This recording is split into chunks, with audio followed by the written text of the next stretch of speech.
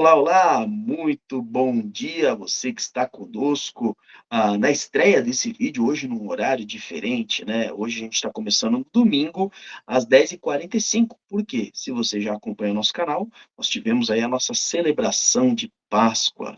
Uma feliz Páscoa de Jesus para você, que Cristo já tenha nascido em seu coração, que Ele seja de fato o seu Salvador e a tua ressurreição. Uma boa noite para os nossos alunos e professores que estão conosco ao vivo aqui na gravação desta aula toda quarta-feira às 20 horas. Se você quer participar desta aula ao vivo, esclarecendo dúvidas, fazendo leitura, tecendo comentários, você pode, se fizer parte dos nossos grupos de WhatsApp, porque o link da aula a gente manda lá pelos grupos. Para isso, você está pelo YouTube aqui, manda nos comentários que a gente manda para você ali por uma rede social ou algum link aí nos comentários para você entrar no grupo, fazer parte dos grupos nossos, tá bom? E também acompanhe aí, se você ainda não é inscrito no canal da nossa igreja, se inscreva no canal da nossa igreja, deixe seu like, sua curtida, compartilhe nas redes sociais, esteja conosco aí louvando, adorando, aprendendo sobre Jesus através da sua palavra. Muito bem, eu quero convidar um dos nossos alunos para nos dirigir a Deus em oração. Então, abra seu microfone e ore conosco, ore por nós aí para darmos início.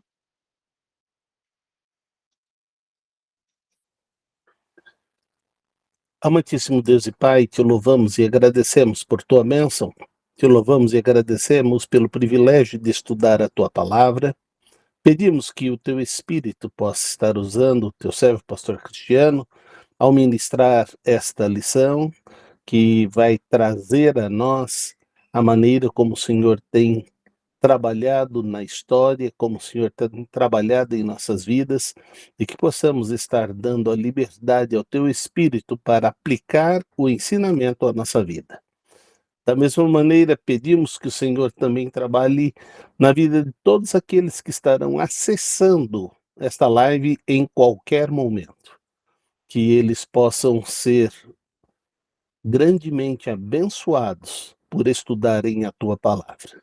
Por tudo isso te agradeço, ó Pai. Fala-nos nesta noite, quando estamos tendo a aula dos professores. Em nome de Jesus. Amém. Amém. Pastor Solovia, aproveita que o senhor já está com o microfone aberto, já lê para a gente o versículo-chave de hoje, Esdras, capítulo 6, versículo 14. Desta maneira, os líderes dos judeus continuaram a construir e a prosperar, encorajados pela pregação dos profetas Ageu e Zacarias, descendentes de Ido. Eles terminaram a reconstrução do templo conforme a ordem de Deus de Israel e os decretos de Ciro e Dario e de Artaxerxes, rei da Pérsia. Muito bem, muito bem. Estamos aqui caminhando para a última história deste líder de Israel, que era Zorobabel. O livro de Esdras não começa contando a história de Esdras. A história de Esdras começa a partir do capítulo 7, mas ele narra do capítulo 1 ao capítulo 7 o primeiro grupo que foi ali para a região de Israel, voltou do cativeiro da Babilônia para a região de Israel, e ele narra todo o processo da construção do templo ali na cidade de Jerusalém. E nós agora estamos neste último capítulo. E quando a gente olha estas histórias, o livro de Esdras está na classificação ali dos livros históricos. É importante que a gente entenda isso, porque cada um deles traz uma forma de interpretação e de compreensão. Então, nós temos os livros da lei, os primeiros 5, na sequência, os livros históricos, que vão de Josué até o livro de Ester. Depois nós temos os livros poéticos, depois os livros proféticos, que são divididos em duas partes, profetas maiores, profetas menores. Em todos os livros, há sim poesia, há sim profecia, as citações da lei, em todos esses livros tem isso, mas cada um deles tem, de fato, uma forma de escrita e de narrativa de maneira diferente. E por que que a gente observa isso? Porque num livro histórico que conta a história do período, de uma parte do período do povo, faz-nos pensar na nossa história, no tempo que nós estamos vivendo. Hoje é dia 1º de abril de 2026 e vou te dizer, estou falando a data porque você pode assistir essa aula, quem sabe no ano seguinte você está em 2027 assistindo essa aula, foi pesquisar aí algum conteúdo edificante, ou 5 anos depois, né, provavelmente meus cabelos já estarão com um número maior de fios brancos, ou quem sabe um pouco menos de cabelo, né. Espero estar um pouco mais magro daqui a uns 5 anos ou algo do tipo. Você pode estar observando e vendo um outro período da história, e no período que nós estamos vivendo, as estimativas do início deste ano até pelo menos fevereiro, estavam listando cerca de 120 a 130 conflitos armados em todo o mundo.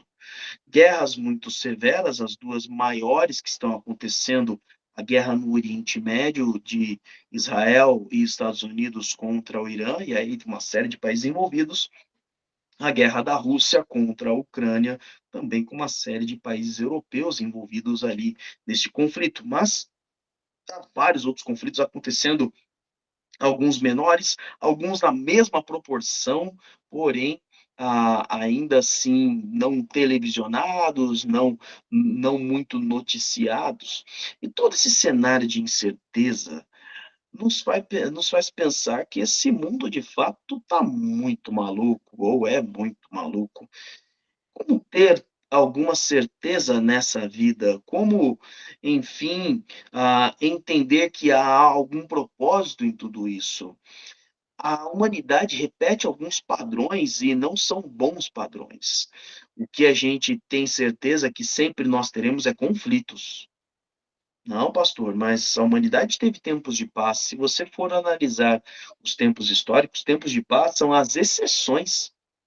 A maioria, quando a gente olha desde a história antiga, sempre há conflito em alguma região. Nem sempre os conflitos são mundiais, nem sempre os conflitos são imperiais, são de grandes reinos, de muitas nações.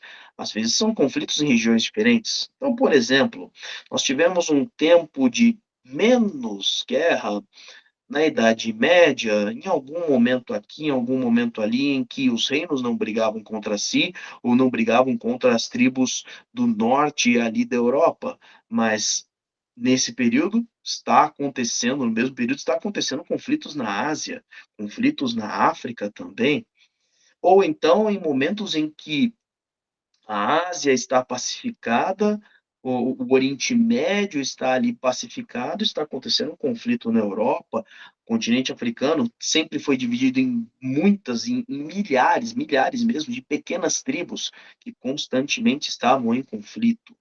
Ou seja, a certeza que a gente tem no mundo é que ele faz guerra, o que é um negócio terrível, o que torce a nossa cabeça dizendo: há sentido nisso?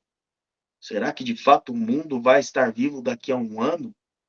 Agora que nós temos as grandes armas, em grandes quantidades, armas de destruição em massa, e algumas nas mãos de uns caras bem malucos por aí. Mas uma coisa que a Bíblia nos ensina e o que faz a gente estudar a Bíblia é entender que a mão de Deus está no controle da história. Por mais estranho que pareça à nossa vista, Deus ele não olha as coisas da mesma direção que a gente olha de baixo como um pequeno serzinho, próximo de uma grande construção, de um grande avião, de um grande lago ou de um imenso oceano, ou então, se a gente for pensar na imensidão do que é o planeta Terra, o sistema solar ou o universo, a gente realmente é só uma poeirinha diante de tudo isso. Deus olha tudo isso de cima e ele consegue ver não só toda a sua criação, mas todo o desenrolar da história. Mas diferente ainda, imagine que você tivesse essa postura de conseguir olhar tudo de cima, que ainda tivesse todo o conhecimento histórico, você ainda seria apenas um espectador. E ainda assim, tem um personagem das histórias em quadrinhos que é um homem que acompanha, ele é um deus nas histórias em quadrinhos da DC Comics, e ele acompanha tudo que está acontecendo. Ele consegue ver tudo que está acontecendo, mas é um problema. Ele não consegue interferir, ele não tem poder para isso. Ainda que a gente conseguisse ver todas as coisas e saber como as coisas aconteceriam, o nosso poder seria muito limitado. Ainda que a gente pudesse contar para alguém, olha, não vá lá hoje, porque um carro vai invadir. Olha, você não aperte esse botão, porque você vai deflagrar uma guerra. Ainda que a gente mudasse um fato histórico ou outro, a gente não conseguiria mudar a história da humanidade. Mas Deus não é apenas um espectador. Ele é um agente, ele atua na história, e a história da humanidade está nas mãos de Deus. Por isso que um texto que casa muito bem com Esdras 6,14, o texto que foi lido, é Romanos 8,28. Romanos 8,28 nos diz assim: sabemos que Deus age em todas as coisas para o bem daqueles que o amam, daqueles que foram chamados de acordo com o seu bom propósito. Quando nós observamos a palavra de Deus, e é por isso que a gente estuda e estuda várias vezes, não é a primeira vez que em nossa igreja a gente estuda o livro de Esdras, de Neemias e de Esther. Será o livro desse trimestre. Não é a primeira vez. Mas a gente estuda e estuda novamente para entender que Deus está agindo. Pastor, tá bom, eu sei que Deus está agindo, isso aí já ficou claro, mas como estas coisas podem ser boas para mim? Aí é que está, nós temos uma compreensão muito errada de Romanos 8,28. O texto diz: sabemos que todas as coisas agem para o bem. Nem tudo que age para o bem, aos nossos olhos, é algo bom. Pergunte para uma criança que acabou de ser disciplinada, para uma criança que acabou de ser corrigida. Veja se é algo bom. Não aos olhos dela, não naquele momento. Nem tudo que é para o nosso bem nos parece bom. Nem tudo que é para o nosso bem é de fato prazeroso. Mas Deus faz com que toda a história coopere para o nosso bem, ainda que a gente não entenda. E isso é justamente o passo de fé. E nós vamos dar uma olhadinha no que Esdras, capítulo 6, pode nos ensinar sobre este Deus que age na história. Vamos pegar uma lupa e vamos fechar ali num exemplo bem específico. Então, leia para mim, Esdras, capítulo 6, versículos de 1 a 5. Esdras, capítulo 6, versos de 1 a 5. E aí, quem achou já pode abrir seu microfone e ler para nós. O rei Dario mandou então fazer uma pesquisa nos arquivos da Babilônia, onde se guardavam os tesouros. Encontrou-se um rolo na cidadela de Ecbatana, na província da Média, e nele estava escrito o seguinte, que Dario comunicou: no primeiro ano do seu reinado, o rei Ciro promulgou um decreto acerca do templo de Deus em Jerusalém. Nestes termos, que o templo seja reconstruído como local para apresentar sacrifícios e que se lancem os seus alicerces. Ele terá 27 metros de altura e 27 metros de largura, com 3 carreiras de pedras grandes e uma carreira de madeira. O custo será pago pela tesouraria do rei. E os utensílios de ouro e de prata da casa de Deus que Nabucodonosor tirou do templo de Jerusalém e trouxe para a Babilônia serão devolvidos aos seus lugares no templo de Jerusalém. Devem ser colocados na casa de Deus. Você vê agora como Deus usa elementos da história para cumprir os seus planos.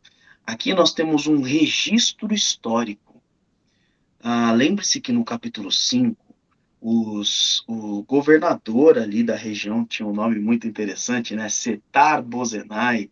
Aliás, o governador é Tatenai, o secretário é Setar-Bozenai. Então tem aí uns nomes bons para a gente pensar aí se quer nomear nossos filhos e netos. Eu acho que não, né? Mas tá aí. E eles mandaram uma carta. Olha, Rei Dario, eles estão fazendo um templo. Ah, dá uma olhada, porque esses caras são encrenqueiros, eles aonde eles sempre arranjavam confusão com tudo quanto é povo que estava aí na região deles. Verifica se eles falaram que foi o rei Ciro, que mandou eles fazerem esse templo. E Dario, ele, ao invés de dizer não é para fazer nada disso, os medos e persas, eles tinham uma prática diferente dos babilônicos. Aos babilônicos, a palavra de um rei babilônico era a lei, e ele podia mandar do jeito que quisesse. Na Média e na Pérsia, nesse império medo-persa, a lei estava acima do rei. Então, quando o próprio rei, a gente vai ver isso no livro de Esther, quando o próprio rei emitia um decreto, ele não podia ser revogado. Quem estudou o livro de Daniel e viu Daniel na cova dos leões, vai justamente ver esta parte que ali o rei Dario emite este decreto e ele não pode ser revogado, mesmo que o rei se arrependa. Então, por que que Dario, esse Dario que está sendo mencionado aqui, não é o mesmo do livro de Daniel, é outro? Esse aqui é Dario I. Por que que ele manda pesquisar? Porque se Ciro, um rei, que é o seu ancestral, emitiu um decreto, o decreto tem que ser cumprido, a lei tem que ser cumprida. E ele mandou pesquisar, e eles então encontraram. E veja, um documento arquivado é algo que Deus usou para mudar a história do povo de Israel, para cumprir a sua vontade. Pois bem, ali ele usa deste documento, primeiro, e aí o próprio palavras do rei Ciro, né, do decreto, que seja reconstruído um templo como um local para apresentar sacrifícios. E aí você vai ver justamente esta preocupação, a reconstrução começa lá no capítulo 3. No capítulo 3 há uma grande festa ali pelos alicerces que são lançados, só a base do templo ali que é lançado, e só no capítulo 6 é que esse templo, então, vai ser terminado. Você vai ver algo que Deus faz. Deus, ele coloca, olha, o custo de toda esta obra será pago pela tesouraria do rei, lá no versículo 4. No versículo 5, ele ainda diz, olha, serão devolvidos os objetos sagrados do templo que foram tirados pela Babilônia, serão devolvidos em seus devidos locais. Isso tudo a mando de um imperador que já nem estava mais vivo, que já nem mais governava ali. Então, Deus usa, sim, também as circunstâncias da história para agir segundo o seu propósito. Ele pode agir de maneira sobrenatural e ele pode agir de maneira natural. Uma coisa que o livro nos ensina é que Deus, de fato, está no controle de toda a história, ainda que o seu povo não seja na história o império dominante. Aliás, Israel foi de fato um povo dominante somente nos tempos mesmo de Davi e de Salomão. Foram as maiores expansões territoriais. Você já ouviu hoje, dentre o povo de Israel, dentre, aliás, o Estado de Israel, que já existe, algumas alas que são chamadas ali de alas ultra-ortodoxas na política, e eles falam ali, olha, Israel tem que expandir o seu território do, do mar, né, do mar Mediterrâneo até o Eufrates. Por que que eles falam isso? Porque no tempo de Salomão foi essa boa parte da expansão do reino de Israel. E olha, foi por um curto período de tempo. Foram ali um pouco menos de 100 anos. Na história da humanidade, isso é bem pouco. E nem era um império tão grande, um reino tão grande assim. Ou seja, na história mundial, Israel, o povo de Deus, foi muito pouco protagonista em termos de poder. Então, isso nos ensina uma coisa importante. O povo de Deus, ainda hoje, nesse mundo, é minoria. E, sinceramente, sempre será. Jesus, ele declarou: é estreita a porta, é apertado e é sinuoso o caminho daqueles que entram no reino. Então não é uma larga maioria que pertence ao povo de Deus, que pertence a Cristo. Ou seja, não espere que nós sejamos o poderio militar, porque o poder desse mundo é passageiro. O texto nos ensina que Deus está neste controle e ele usa as condições desse mundo, se ele desejar, as armas deste mundo, os registros desse mundo para cumprir a sua vontade, ainda que você não seja dominante e não precisa ser. Deus domina sobre todas as coisas, então a gente não precisa de fato esperar estar no topo, estar no poder para cumprir a vontade de Deus. Aonde nós estivermos como servos do Senhor, a vontade de Deus será feita. E pensando nisso, a gente observa o cuidado e a proteção de Deus. Leia para mim o versículo 6 e o versículo 7. Esdras, capítulo 6, versos 6 e 7. Abra aí sua Bíblia e leia para nós, por favor. Acompanha você que está pelo YouTube. Pode ler, Manedina. Então, deixa eu ler. Agora, então, peraí, estarei. Acho que eu estou dormindo, vou ler.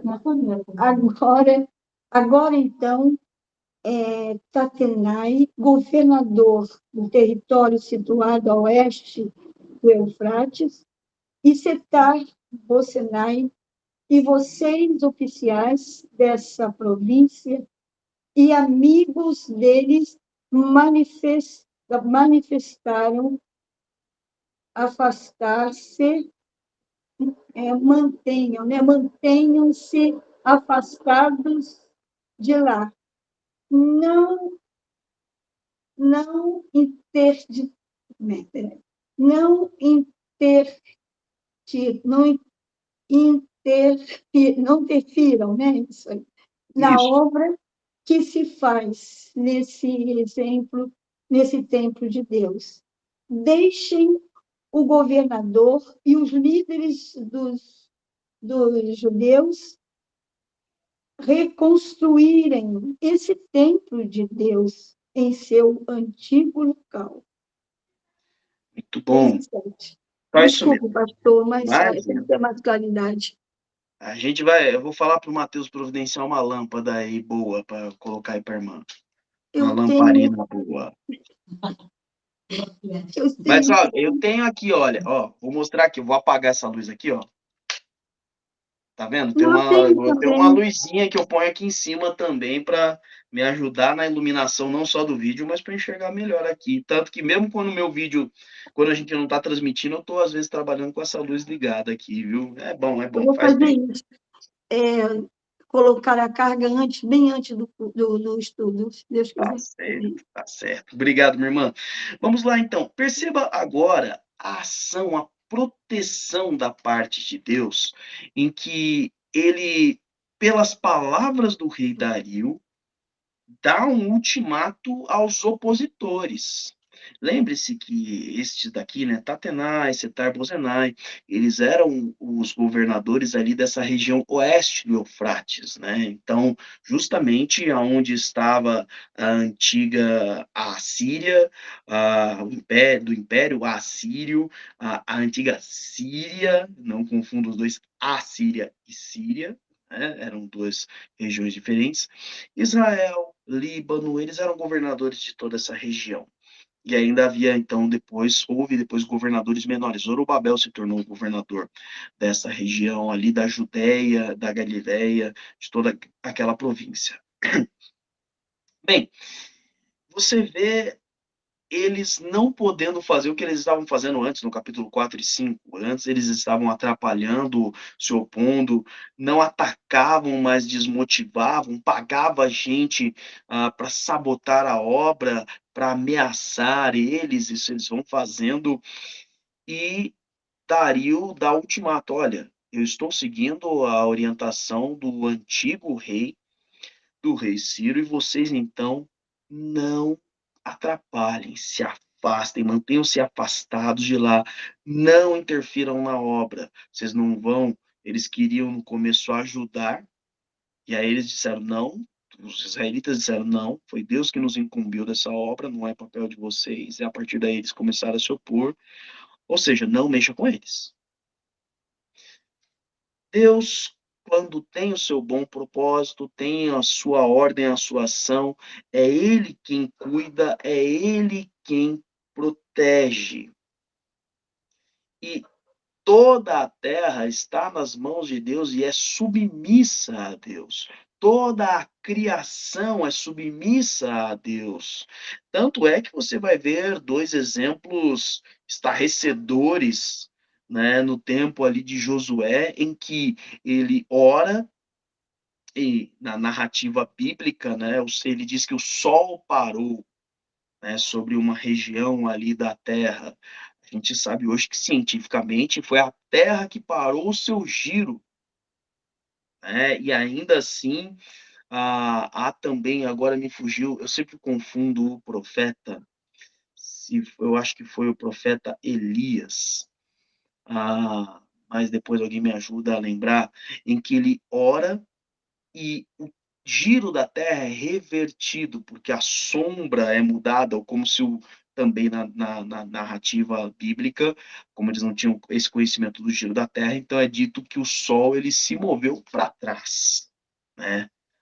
Ou seja, até algo impossível, inimaginável, acontece a mando do Senhor. É Deus quem ordena todas as coisas. Então, uma coisa que a gente tem que ter em mente: nós temos falado sobre a restauração nas vidas, né? Eu não consigo fazer leitura de lápis, pastor Salovi. Não? Então tá bom. Acho que ele estava tentando me dar a dica de qual era o profeta. Acho que ele vai ver aí daqui a pouco para mim. E aí, a gente percebe o que o salmista, o que Davi vai dizer no Salmo 24, versículo 1: do Senhor é a terra e tudo que nela existe, o mundo e os que nela vivem. Tudo está nas mãos do Senhor para que ele cumpra o seu bom propósito. Tudo Que está Ezequias? submetido.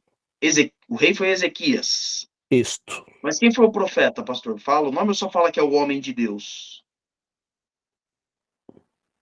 O rei Ezequias, ele pediu uma confirmação que a sua vida iria continuar por mais 15 anos. Agora que o pastor falou, me lembrei disso, mas eu não lembro quem foi o profeta disso. E às vezes não é mencionado o nome de profeta, às vezes é Isaías alguma coisa assim. perguntou, Isaías Foi para perguntou, Isaías? adiantar-se-á a sombra do sol 10 graus e retrocederá.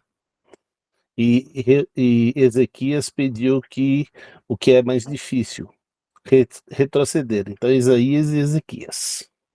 Perfeito. Então tá bom. Então, profeta Isaías e o rei era o rei Ezequias, né? Então você percebe isso como confirmação de uma resposta. Tudo está nas mãos do Senhor. E esse é um ponto que a gente tem que entender, e os nossos missionários têm passado por isso nas regiões onde o evangelho é perseguido, onde há profunda hostilidade aos nossos irmãos, em que eles enfrentam sabendo que Deus está no controle. Então, eu vou continuar pregando a mensagem do evangelho. Eu vou continuar me reunindo como igreja. Eu vou continuar estudando e levando a palavra, estudando a Bíblia em grupos, em pequenos grupos. Eu vou continuar levando a palavra em regiões, em tribos de difícil acesso. Porque eles percebem este cuidado da parte de Deus e que tudo é submisso à vontade de Deus. Eles estão protegidos em Cristo, em Deus.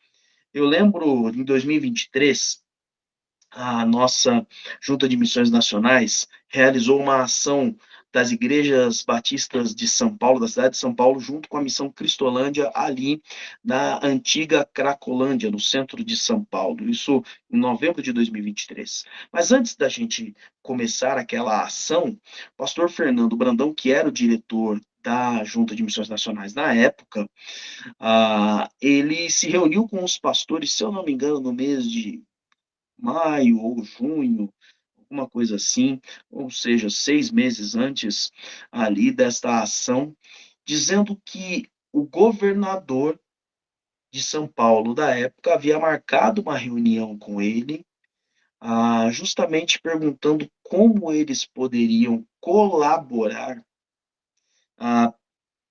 para que um dia a Cracolândia deixasse de existir como Cracolândia. Isso observando as ações justamente da Cristolândia, da nossa agência missionária, dizendo: olha, eu tenho abrigos, eu tenho centros de tratamento, mas eu não consigo levar eles para lá. E eu vejo que vocês, sem a tão grande estrutura que a cidade de São Paulo tem, vocês conseguem fazer isso, vocês estão recuperando gente. O que que vocês querem? E ele disse: o quanto vocês querem, financeiramente falando. O pastor Fernando falou: olha, a obra missionária batista é sustentada pelas igrejas batistas. Então, nós não queremos nenhum recurso do Estado para fazer isso. Mas vocês podem nos ajudar com um apoio logístico, que é como nós vamos fazer as ações de procurar as pessoas em situação de rua, as pessoas com dependência química ali nesta região, e a gente precisa de um isolamento, da rua ali para que a gente possa caminhar sem se preocupar com os carros. A gente precisa de algum nível de segurança também. E isso ficou acertado com o governo do estado e posteriormente com a prefeitura também, aonde foi separado um local, a nossa carreta missionária, a primeira carreta missionária que estava pronta na época, veio do Nordeste até o Sudeste, até a cidade de São Paulo, foi separado um local para que ela ficasse lá dando atendimento odontológico, atendimento médico. Então não foi apenas um momento de convidá-los para uma refeição, ainda, geralmente essas ações são feitas durante o dia, esta foi feita durante toda a noite, né, avançando ali a madrugada, e nós tivemos as ruas preparadas para os nossos missionários caminharem, nós tivemos ali espaços separados para momentos de atendimento, momentos de louvor, e tudo isso sem gastar um único centavo da infraestrutura que foi usado de recurso dos batistas brasileiros foi justamente nesse deslocamento da, da carreta missionária, no custo de alimentação que foi doado naquele dia, ou seja, nas atividades que a própria Junta de Missões já faz. Ou seja, nós não precisamos de um partido político, nós não precisamos de. É bom sim ter filhos de Deus que promovam a justiça do reino em todas estas coligações, mas a gente não precisa disso para realizar a obra de Deus. É isso que a Bíblia nos mostra. Deus não depende do poder humano, das ações humanas, mas ele pode usar. Se ele quiser usar os seus anjos para anunciar a chegada do Salvador, como ele assim o fez, ele assim vai. Mas se ele desejar usar insignificantes pastores para anunciar que o Cristo chegou, ele assim vai fazer. Ele faz conforme o seu bom propósito. Dá as condições e a proteção. E para isso a gente vai perceber, então, de uma maneira muito mais clara, que os recursos vêm do Senhor. Leia para mim, então, os versículos de 8 a 10. Esdras, capítulo 6, versos de 8 a 10. Leia para mim, por favor. Além disso, promulgo o seguinte decreto a respeito do que vocês farão por esses líderes dos judeus na construção deste templo de Deus. As despesas desses homens serão integralmente pagas pela tesouraria do rei. do tributo recebido do território a oeste do Eufrates, para que a obra não pare, e o que for necessário, novilhos, carneiros, cordeiros, para os holocaustos oferecidos ao Deus dos céus, e trigo, sal, vinho e azeite, conforme for solicitado pelos sacerdotes em Jerusalém, tudo deverá ser entregue diariamente a eles, sem falta, para que ofereçam sacrifícios agradáveis ao Deus dos céus e orem pelo bem-estar do rei e dos seus filhos. Os recursos vêm do Senhor. Não só a proteção sobrenatural, não só o mover de exércitos e tropas, não só o mover do sobrenatural, o recurso financeiro vem do Senhor. E você vê, até o versículo 7, até o versículo 5, eles estão lendo a palavra de Ciro. É o texto que foi dado por Ciro anos atrás. Agora, Dario está dizendo, além disso, além do que Ciro disse sobre a construção vai ser bancada pelo tesouro, pelo tesouro do império, tesouro do rei. Mas, além disso, esse povo, os homens que vão trabalhar nisso, os líderes que estão coordenando, eles vão parar as suas atividades remuneradas para construir esse templo. Eles serão sustentados integralmente. As despesas destes homens serão integralmente pagas pela tesouraria do rei. Então não foi só a construção do templo, foi o sustento de todos aqueles envolvidos ali no templo. E o que for necessário, diz o versículo 9, tudo que os sacerdotes solicitarem para o funcionamento do templo, porque ali ele está dizendo, olha, o trigo, o sal, o vinho, o azeite, tudo que for necessário para o sacrifício deve ser provido pelo rei. E isso é uma compreensão não só, porque você pode até pensar, é claro, foi necessário isso, pastor, porque eles eles estavam chegando lá, já não tinha mais a produção dessas coisas em Israel como havia antigamente, já que eles estavam chegando na região, iam ter que fazer novos plantios, novas colheitas, novas culturas ali, não tinha essas coisas, né? Então é óbvio. Ou seja, a gente pensa só no tempo de escassez, mas não é verdade. Quando Davi está juntando todo o recurso para a construção do primeiro templo, lá em Crônicas 20, em 1 Crônicas, capítulo 29, ele diz assim, no versículo 11 e no versículo 12, isso aqui é a palavra de Davi, rei com recurso financeiro, com domínio, olha o que ele diz, 1 Crônicas 29, 11 e 12. Teus, ó Senhor, são a grandeza, o poder, a glória, a majestade e o esplendor, pois tudo que há nos céus e na terra é teu. Teu, ó Senhor, é o reino. Tu estás acima de tudo. A riqueza, a honra vem de ti, tu dominas sobre todas as coisas. Nas tuas mãos estão a força e o poder para exaltar e dar força a todos. Veja, Davi, o tempo dele era de fato o reino mais poderoso. Seu filho tornou o reino no reino mais rico, inclusive sendo Salomão um dos homens mais ricos de toda a história da humanidade, inclusive no levantamento atual de riquezas. E ainda assim eles reconheciam: o recurso vem do Senhor, a riqueza vem do Senhor. Não adianta, por exemplo, eles estavam construindo ali o templo, e eles usavam a madeira de cedro, né? Aquelas vigas de cedro. Que adiantaria ter o dinheiro para importar os cedros do Líbano se não houvesse mais cedros no Líbano? Então, o que adianta eu ter o recurso se não há o recurso para eu comprar? O que adianta eu ter o dinheiro se eu não tenho a água para poder comprar? se eu não tenho os materiais necessários. Então, tudo vem do Senhor. E é esse o ponto que a gente tem que entender quando Deus mostra a sua mão na história. Todo recurso vem dele e ele usa de onde e por onde e quando ele desejar. A gente tem vivido isso nos últimos 2 anos aqui na Igreja Batista de Vila Matilde. Nós estamos reformando o nosso local de culto, as dependências da nossa igreja. E no orçamento, a gente não costuma falar esses valores na internet, mas aqui fica para um fim didático, né? Nós hoje já gastamos em torno de R$ 200.000 em toda a reforma. Eu sei que para alguns pode não parecer uma grande coisa, mas para uma igreja de 80 membros é muito dinheiro.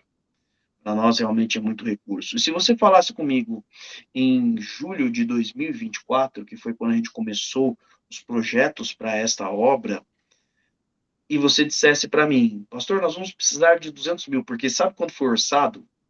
O orçado para nós foi de 100 mil, entre mão de obra e material.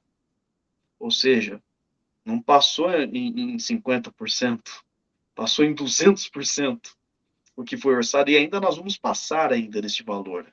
200 é o que nós gastamos até agora. E isso com bastante gestão, com bastante economia do que precisa ser feito. Se você falasse para mim, pastor, a gente vai gastar isso nos próximos 2 anos, em 2025, 2026, eu diria a você, matematicamente, para a nossa igreja, isso não seria possível. E continua não sendo. Matematicamente, a gente não consegue terminar essa obra tão cedo. Mas a obra não é nossa. Nós somos os construtores dessa obra.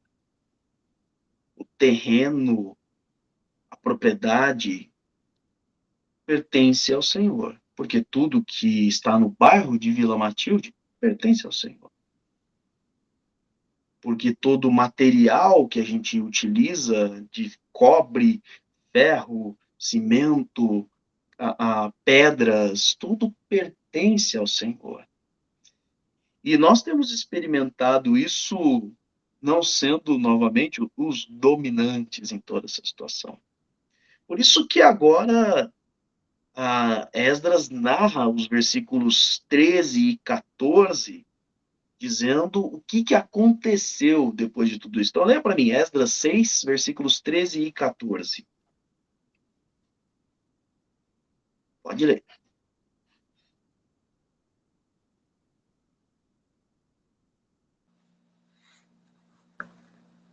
Então, em vista do decreto do rei Dario, Tatenai, governador do território a oeste do Eufrates, Setar-Bozenai e os companheiros deles o cumpriram plenamente. Dessa maneira, os líderes dos judeus continuaram a construir e a prosperar, encorajados pela pregação dos profetas Ageu e Zacarias, descendente de Ido. Eles terminaram a reconstrução do templo, conforme a ordem do Deus de Israel e os decretos de Ciro, de Dario e de Artaxerxes, reis da Pérsia. Você vê justamente agora este Deus que movimenta todos os recursos, lembrando ao seu povo a ação dele, a presença dele. Você vê aqui tanto os líderes judeus quanto os profetas, e é justamente o que a gente está fazendo agora.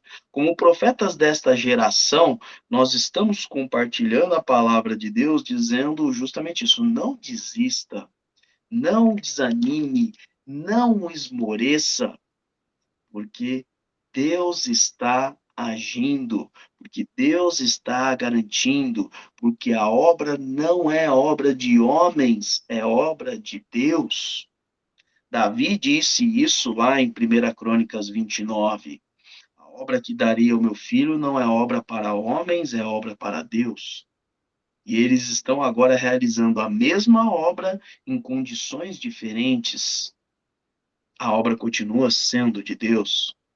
Então, quando eu falo sobre isso, quando nós ensinamos, estudamos, lemos, nós somos justamente os Ageus e Zacarias desta geração, dizendo, irmão, Deus ainda é contigo.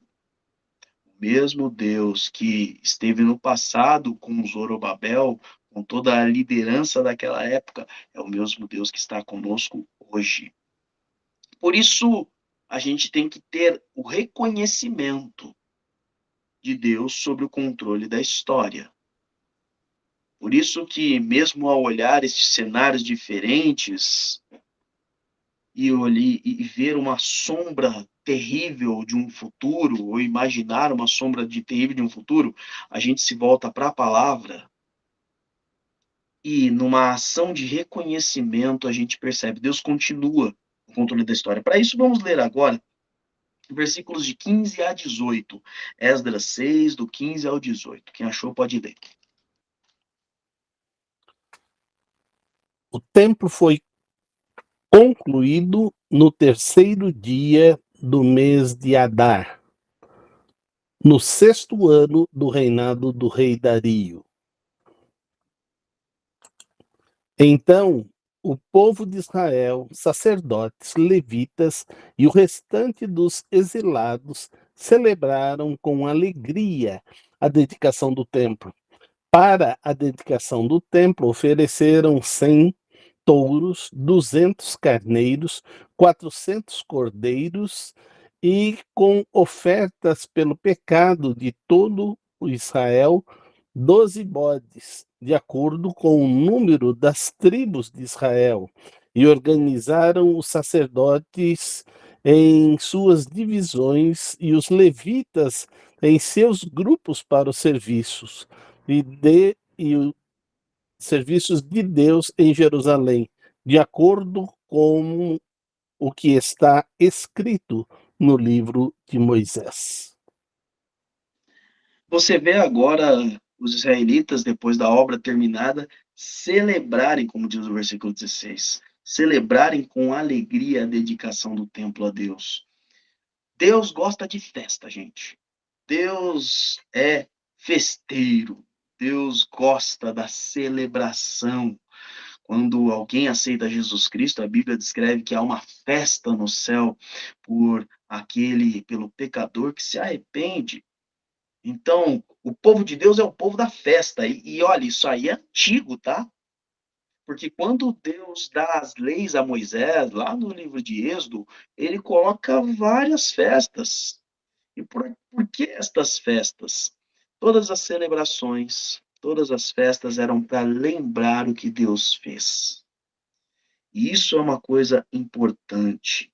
Como é que eu reconheço que Deus está agindo na história? Louvando e agradecendo a Deus. Constantemente você vai encontrar versículos de louvor e de gratidão no Antigo e no Novo Testamento. Por exemplo, o Salmo 69, versículo 30, diz o seguinte: louvarei o nome de Deus com cânticos e proclamarei a sua grandeza com ações de graças. A gratidão é o elemento fundamental para reconhecer a ação de Deus. Por isso que o tempo todo a gente estimula você, que faz parte aqui dos nossos grupos de WhatsApp, que faz parte da nossa igreja, a compartilhar não só os pedidos, mas os agradecimentos. Porque a gente vê Deus agindo na minha vida, na vida da minha família, na vida da sua família, na sua vida, na vida das pessoas que estão ao nosso redor, mesmo em meio às dificuldades e às lutas. Entenda isso. A mão de Deus sobre a história, a mão de Deus sobre a nossa vida, não eliminam as lutas. Jesus estava no barco em meio à tempestade. Ele permitiu que os seus discípulos passassem pelo temor da morte, para que eles percebessem que naquele barco estava aquele que controla até o vento e o mar. Por isso, o livro de Esdras nos mostra este povo celebrando, este povo adorando. E uma coisa que eu acho muito interessante é o versículo 18. Porque ele diz, de acordo, que foi tudo que foi feito foi de acordo com o que estava escrito no livro de Moisés. Aí são os livros da lei, né? Então, especificamente, Êxodo e Levítico também são os dois livros que determinavam ali as celebrações, em especial o livro de Levítico. Estes aqui eram a determinação porque, perceba, adorar a Deus, cultuar a Deus, louvar a Deus não é de qualquer jeito. Não é do jeito que você quer. Isso é uma coisa que a gente tem que entender, porque cada vez mais está se declarando: não, Deus aceita como eu sou, Deus aceita o que eu faço, Deus olha a intenção do meu coração, de fato, Deus olha a intenção do seu coração, mas ele determina como ele vai ser louvado, adorado, reconhecido, como lhe é dado a gratidão, o agradecimento. Por isso que a gente faz o quê? A gente está na escola bíblica, a gente estuda a Bíblia. Não é de qualquer jeito, não é de qualquer forma. Ele se importa, sim, conquistar no seu coração, porque o coração é a honestidade, mas lembre-se, você não está fazendo para você, você está fazendo para Deus. Quando você faz uma festa para alguém, e você está falando, não, a festa é para minha esposa, a festa é para o meu marido, a festa é para o meu filho, a festa é para o seu filho, você vai perguntar para o seu filho se ele já tem entendimento, né? Quando é pequenininho, uma festa de 1 ano, uma festa de 2, quem escolhe os temas geralmente são os pais. Festa de 3, de 4 anos, de 5 para frente, que a criança já tem entendimento, a festa é no tema que o filho escolhe. Por quê? A festa é para ele. E nenhum pai quer dar uma festa para o filho que o filho vai ficar chateado. Já que ele vai ficar chateado, nem dou a festa. Então a gente prepara ou se esforça para preparar do jeitinho que ele gostaria de receber a festa. Quando a gente faz festa para alguém, a gente se preocupa com a vontade daquele alguém. Quando a gente celebra e adora a Deus, a gente tem que se preocupar com a vontade de Deus, não com a nossa. Não é como eu quero, é como Deus quer, e como Deus quer, está colocado na sua palavra. Então, reconhecer que Deus está no controle é agradecer, é louvar, é ter vida de adoração. Mas, para fecharmos a nossa lição, e é bom que a gente esteja agora celebrando e tendo esta lição no domingo, para você que está aí conosco no YouTube no domingo. Leia para mim agora Esdras capítulo 6, versículos 19 a 22. Aí você vai perceber como foi oportuno. Esdras capítulo 6, versículos 19 a 22. Pode ler. No 14º dia do primeiro mês, os exilados celebraram a Páscoa. Os sacerdotes e os levitas tinham se purificado e estavam todos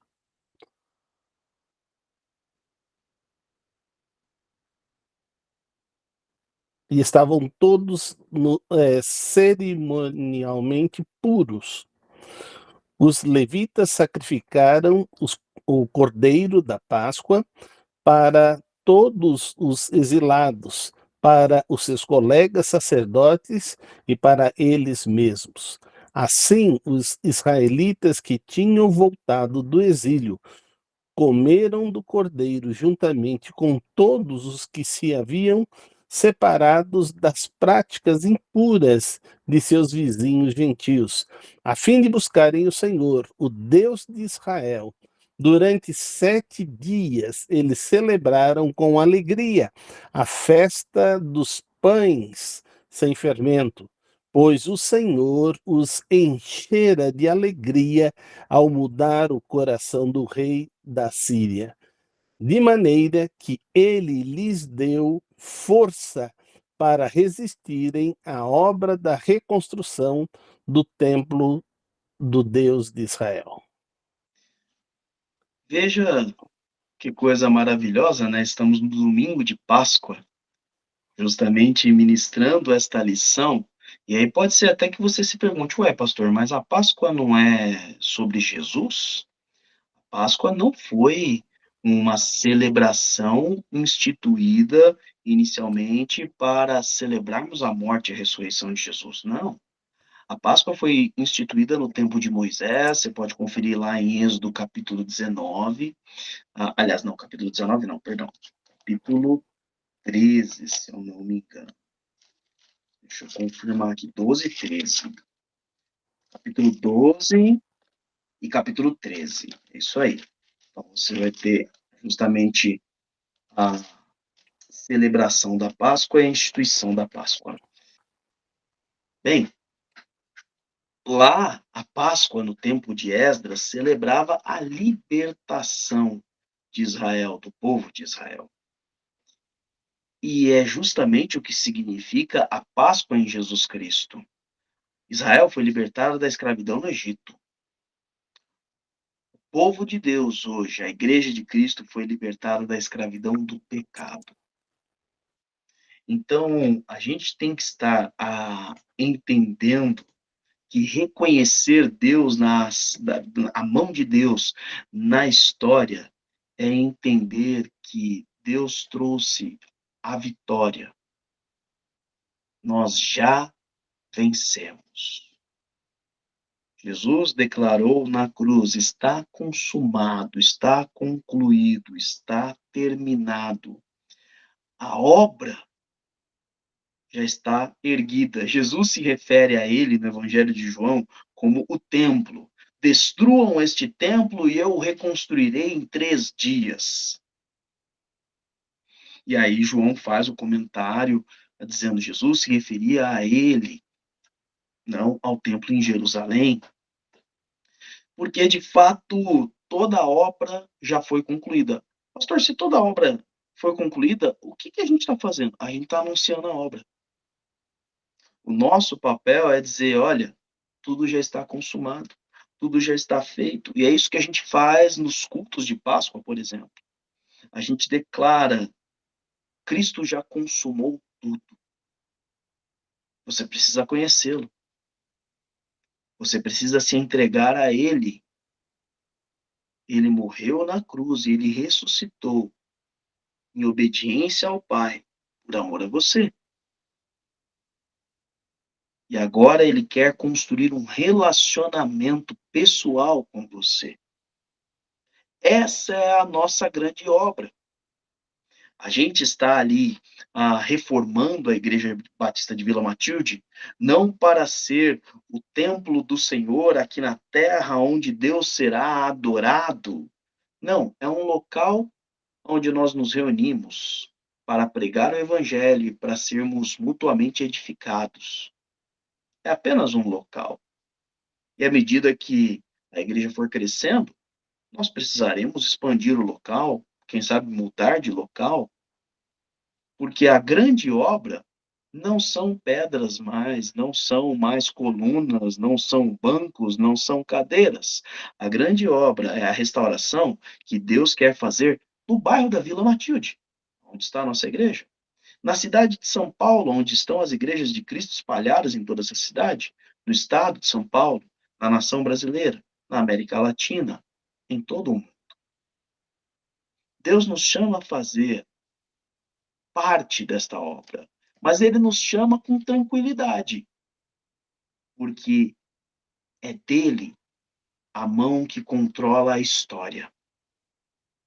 É dele que vem os recursos, é dele que vem a proteção, é a ele que todos estão submissos, e é a ele que nós damos o reconhecimento, o louvor, a gratidão e a glória. Por isso a gente estuda a Bíblia e por isso a gente vê essa história maravilhosa de Zorobabel, de Jesua, Josua, ou Josué, dependendo da versão, o sumo sacerdote da época, e toda esta liderança que foi num momento de miséria, voltando da região de exílio, sem recurso, sem poder para mandar fazer as coisas na sua terra, não eram os líderes, não eram os governadores, não eram os proprietários, e não precisaram de nada disso, pois Deus foi colocando cada um destes aspectos no seu devido tempo, pois Deus foi decretando que os maiores poderes mundiais da época atendessem àqueles excluídos, àqueles isolados, àqueles menos importantes, àqueles insignificantes daquele tempo, porque era nestes que Deus desejaria realizar a tua obra. Agora, eu quero que você perceba um padrão. Nós falamos do padrão distorcido desse mundo, que é o padrão de guerras, certo? Eu quero que você perceba o padrão de Deus. Deus sempre chamou para a sua missão os menos impressionantes. Ele chama um homem gago, isolado da sua nação, fugido no deserto aos seus 80 anos de idade. Ele chama para ser pai de uma grande nação um homem e uma mulher estéreis. Ele chama para ser rei, e um rei messiânico, um rei que geraria, que seria o ancestral do Messias, o menor da sua família, o caçula, o que era menos imponente aos olhos dos outros. Ele chama pescadores iletrados. Ele chama pecadores desprezados. Ele chama terroristas, convertidos e transformados. Todo aquele que ninguém imaginava, não, Deus não vai chamar um pescador, Deus vai chamar um sumo sacerdote. Não, Deus não vai chamar um publicano, um cobrador de impostos, um pecador, não. E até quem está dentro já do movimento, não, Deus não vai chamar aquele inimigo, aquele Paulo, para fazer a obra dele. Ele diz, Ananias, este que demonstra tanto ódio por vocês, é este que eu estou chamando para pregar aos reis e aos príncipes deste mundo. Sabe esse pescador? Ele vai ver todos os mistérios do fim do mundo. É a este pescador que eu vou revelar o Apocalipse, o Armagedon. Não vai ser a um grande rei, não vai ser a um grande imperador, não vai ser a um grande escriba. Vai ser esse que não tem reconhecimento nenhum. Por quê? Porque a história está nas mãos do Senhor. Tudo pertence a Ele. Não é Ele que usa os nossos recursos. É Ele que nos permite usar os recursos dele.